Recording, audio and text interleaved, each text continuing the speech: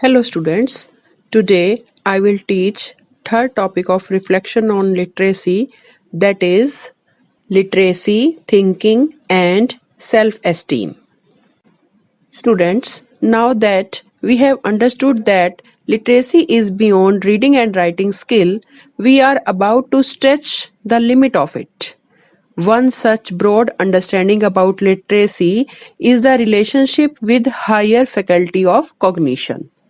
अर्थात अब क्योंकि हम लास्ट 2 टॉपिक से ये अच्छे से समझ चुके हैं कि लिटरेसी पढ़ने और लिखने के कौशल से परे है, तो हम इसकी लिमिट को बढ़ाने की कोशिश करेंगे और लिटरेसी की यही ब्रॉड अंडरस्टैंडिंग हमें कॉग्निशन की हायर फैकल्टी के साथ उसके संबंध को बताती है।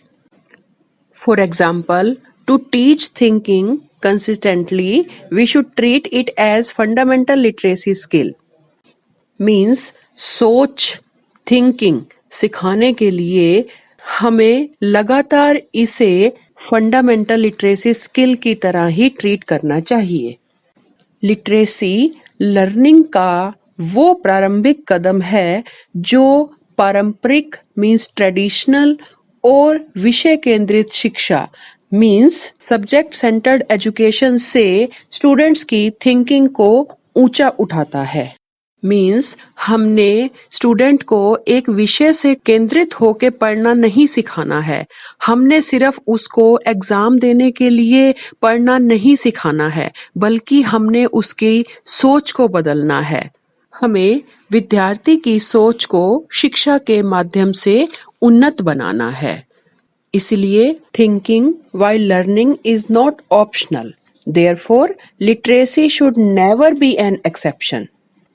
सोचने के दौरान सीखने के लिए बार बार अभ्यास की आवश्यकता होती है। इसीलिए क्लियर, फ्लेक्सिबल और रियल थिंकर बनने के लिए स्टूडेंट को बारी बारी प्रैक्टिस करने की आवश्यकता होती है। मतलब उसे इस प्रक्रिया में खुद रहकर बारी बारी प्रैक्टिस करके इसे सीखना चाहिए। Thinking is itself a part of literacy and needs to be practised, otherwise learner will remain inactive and the foundation of literacy learning would fall flat. Means thinking अपने आप में लिटरेसी का एक हिस्सा है और इसकी बार बार प्रैक्टिस होनी चाहिए। अगर ये प्रैक्टिस लर्नर नहीं करेगा, वो निष्क्रिय रहेगा, इनएक्टिव रहेगा, तो उसकी लर्निंग अच्छी नहीं आएगी और उसके शिक्षा के स्तर में भी गिरावट आ जाएगी। For thinking in literacy, using text to comprehend fully is a good practice. Text is not only for reading, but how to move from reading to comprehension is the same road student travels in thinking literacy.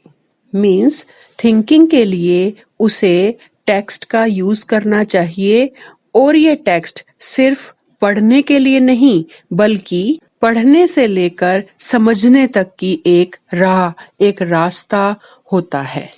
तो इस तरह से हम कह सकते हैं कि literacy, साक्षरता हमारी सोच को उन्नत करती है। Now students, we talk about literacy and self esteem. Self esteem is defined as the confidence in one's own worth और एबिलिटी। सेल्फ एस्टीम मतलब आत्मसम्मान। हमें हमारे अपनी स्वयं की योग्यताओं या क्षमताओं पर भरोसा, स्वयं पर यकीन, स्वयं पर विश्वास होना। जिस व्यक्ति को स्वयं पर यकीन ना हो, वह व्यक्ति कभी भी कामयाब नहीं हो सकता। सफल होने के लिए स्वयं पर विश्वास होना बहुत जरूरी है।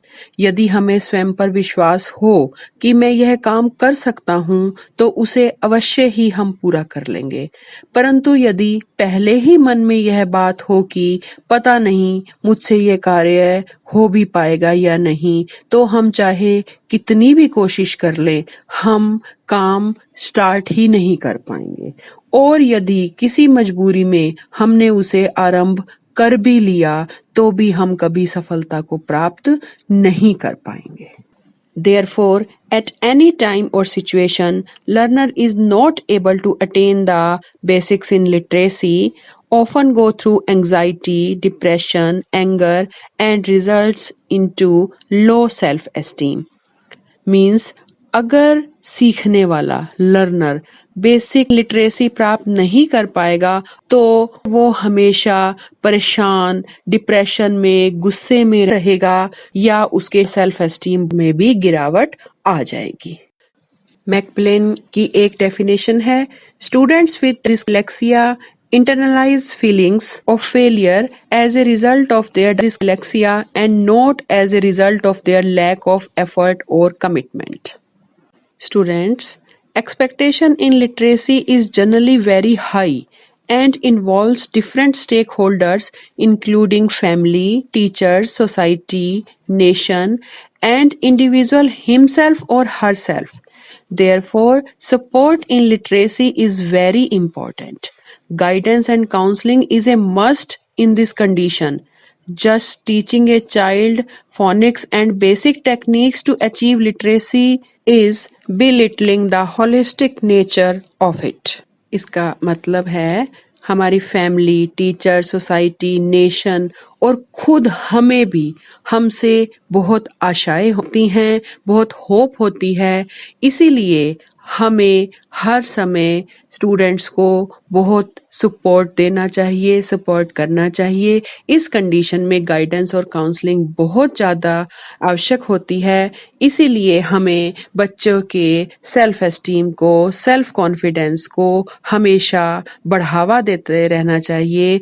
जिस स्टूडेंट में हाई सेल्फ एस्टीम होगा वो जीवन के हर लक्ष्य को प्राप्त कर लेगा। Thank you students.